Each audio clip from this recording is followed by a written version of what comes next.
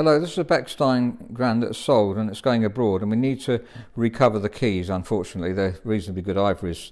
There are some actual chips in them, so they will look perfect afterwards. But we were given these coverings.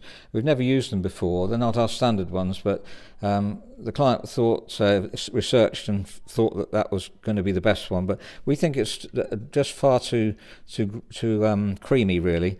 There's the originals. There's the creamy colour of those. I'm just going to show you what we normally put on.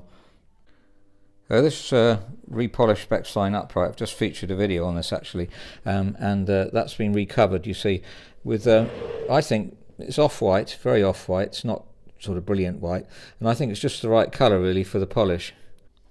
See, there's a modern Yamaha, and you can see the whiteness on those keys. Let's compare that with the whiteness on the one that we've redone. It may not be very easy to see the difference. I'll just go into different lights. There we are. And we'll look at this Foric as well. This is our preferred make of new piano. We do Kawai as well, but we tend to like to get Forics in really. Kawai is slightly heavier touch. Forics are really even and beautiful touch and tone. So there's the Bechstein again.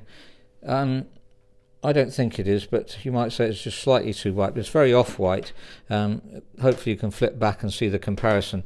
Again, it's difficult with the light, obviously, makes a lot of difference. And back to the Bechstein grand, it's beautiful French polish, and it's nice to get the right keytops for it. I just don't think they're correct. They're very expensive ones from Germany, one of the most, the most expensive ones that we were recommended. I just don't think it's the best idea. So love the client to let us know, but I'm putting this public just to get general opinion as well.